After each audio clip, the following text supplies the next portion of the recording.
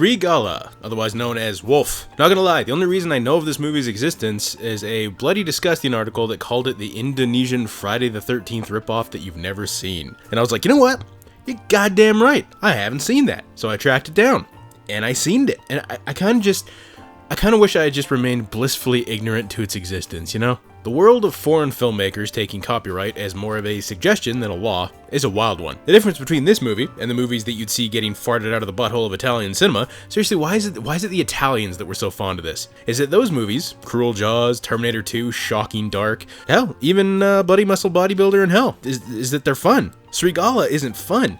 It feels like the first 2/3 of this thing were supposed to be a totally different movie, but then the director happened to see Friday the 13th and decided to just rip off its ending. It opens with a pretty promising scene of a dude snorkeling for treasure,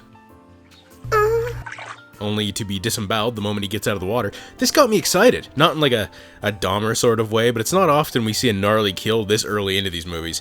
But alas, it was akin to having your balls tickled, only for them to walk away. Not even a flick. This is the only kill we get until an hour into the movie. So with that in mind, I'm sure they've written us interesting characters, or at least thrown us into some intense scenarios so that the next hour doesn't feel like 3, right? Surely they did that. Things kick off when 3 treasure hunters arrive at this lake for reasons unknown, while a group of friends also happen to be there to party. I guess, I don't know. The girls decide to jump in the water because who can resist the charms of these hairy Indonesian hunk muffins? Turns out one of the chicks can't swim. Now you'd think that would be a skill issue that you'd be aware of before diving into the water. But hey, she needs some dick. Much to the dismay of this fucking nerd who gets friend zoned harder than a Discord moderator. And then this happens.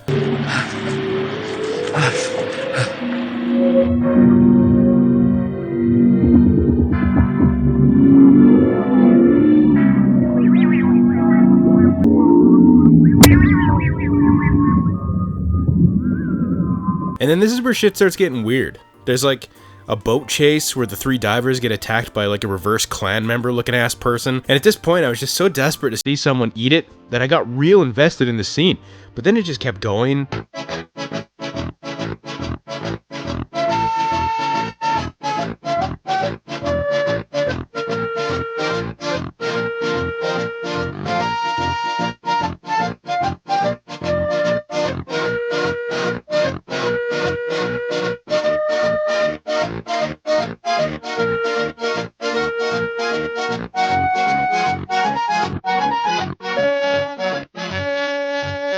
And kept going some more. I'm not fucking kidding. This chase goes on for what feels like 10 minutes, and all they really do is drive around in circles, switching it up briefly to like jump the boat. Tight.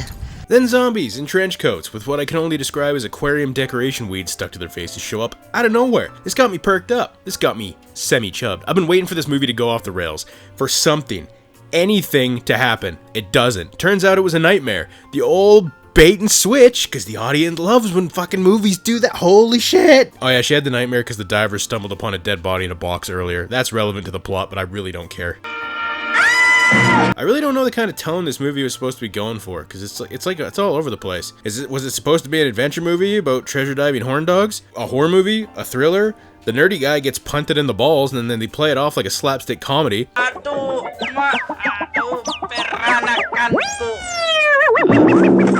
And then suddenly the 2 chicks are kung-fuing each other, so I really don't have a fucking clue. I don't even think they knew, which couldn't be any more obvious than the last 20 minutes of this thing. But finally, 58 minutes into this boring slog, people start dying.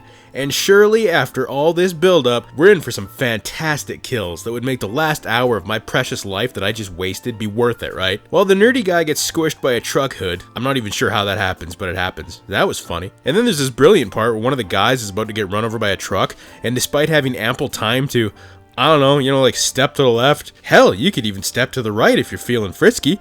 This smooth brain just throws stuff at it. Wow, my voice just cracked there. What the hell was that? Anyway, yeah, he just throws stuff at it and then gets run over. So, I mean, yeah. And then the rest of the kills? They happen off screen because God has abandoned us and there's no more room for joy in this world anymore. Like, come on, man, really? Did you blow your budget wad on the dude getting gutted at the beginning? It couldn't have possibly been a censorship thing because according to my superior ability to Google something for 5 minutes, Indonesia didn't even have a rating system until 1994, at which time the Lembaga censor film, that's really what it's called, the Lembaga censor film, was introduced. And SRIGALA came out 13 years before that, so there's no way it was a censorship thing. Anyway, it's at this point where the whole Indonesian Friday the 13th moniker comes from. It doesn't even draw inspiration from Friday the 13th. It's quite literally the exact same movie and action beats. Except in this movie, instead of Jason's mom being the killer, spoiler alert if you haven't seen Friday the 13th, I don't know. In this one, it's the ex-wife of the dead guy that they found in the box. So it's like they filmed the first acts of the movie, but didn't have an ending, and then somehow the director happened to see Friday the 13th, which I don't even think got released in Indonesia at the time that it was new, and just decided, copyright? I don't even know her. God, I'm so tired. And just like in F-13, we get this epic showdown between Hilda, the ex-wife, and whatever the last girl's name was. And by epic showdown, I mean our heroine just gets the living shit kicked out of her for like 10 solid minutes until she finally remembers that she knows Kung Fu and fights back. But of course that's not enough, because it wouldn't be blatant copyright infringement without ripping off one of, arguably, one of the most iconic and recognizable endings in horror movie history, right?